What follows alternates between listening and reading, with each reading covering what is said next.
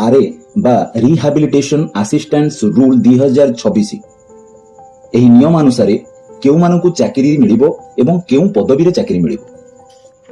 ନମସ୍କାର ଦର୍ଶକ ବନ୍ଧୁ, ବର୍ତ୍ତମାନ ଆରେ ବା ରିହାବିଲିଟେସନ ଆସିଷ୍ଟାନ୍ସ ରୁଲ 2026 ଲାଗୁ ହୋଇସାରିଛି ଏବଂ ସରକାର କହିଛନ୍ତି ଯେ କାହାକୁ ମିଳିବ ଚାକିରି ଏବଂ କେଉଁ ପଦବୀରେ ଚାକିରି ମିଳିବ ସେ ସବୁ ବିଷୟରେ ସମ୍ୟକ ଧାରଣା ମୁଁ ଆପଣଙ୍କୁ ଏହି ଭିଡିଓ ମାଧ୍ୟମରେ ପ୍ରଦାନ କରିବି।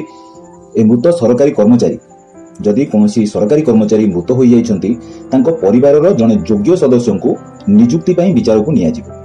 ଏ କ୍ଷେତ୍ରରେ ପରିବାରର ସଦସ୍ୟ କିଏ ନା ପରିବାରର ସଦସ୍ୟ ହେଉଛନ୍ତି ମୃତକଙ୍କ ସ୍ତ୍ରୀ, ପୁଅ, ଆଇନଗତ ପୋଷ୍ୟ ପୁତ୍ର, ଝିଅ, ପରିବାର ସହ ସ୍ଥାୟୀ ଭାବେ ରହୁଥିବା ବିଧବା ଝିଅ, ପରିବାର ସହ ସ୍ଥାୟୀ ଭାବେ ରହୁଥିବା ବିଧବା ବୋହୂ ଏହି ପରିବାରର ସଦସ୍ୟ ବୋଲି ବିବେଚନା କରାଯିବେ।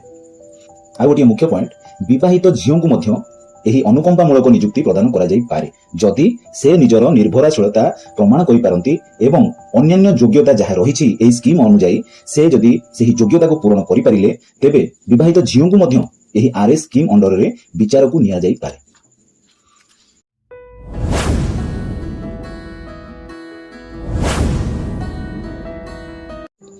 आरे बा रिहाबिलिटेशन असिस्टेंस रूल 2026 ଏହି ନିୟମ ଅନୁସାରେ କେଉଁମାନଙ୍କୁ ଚାକିରି ମିଳିବ ଏବଂ କେଉଁ ପଦବୀରେ ଚାକିରି ମିଳିବ।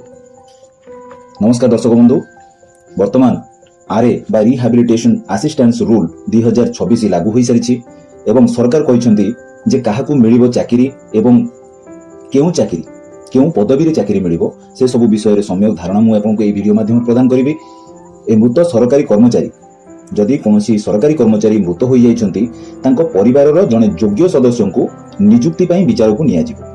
ଏ କ୍ଷେତ୍ରରେ ପରିବାରର ସଦସ୍ୟ କିଏ ନା ପରିବାରର ସଦସ୍ୟ ହେଉଛନ୍ତି ମୃତକଙ୍କ ସ୍ତ୍ରୀ, ପୁଅ, ଆଇନଗତ ପୋଷ୍ୟ ପୁତ୍ର, ଝିଅ, ପରିବାର ସହ ସ୍ଥାୟୀ ଭାବେ ରହୁଥିବା ବିଧବା ଝିଅ, ପରିବାର ସହ ସ୍ଥାୟୀ ଭାବେ ରହୁଥିବା ବିଧବା ବୋହୂ ଏହି ପରିବାରର ସଦସ୍ୟ ବୋଲି ବିବେଚନା କରାଯିବେ।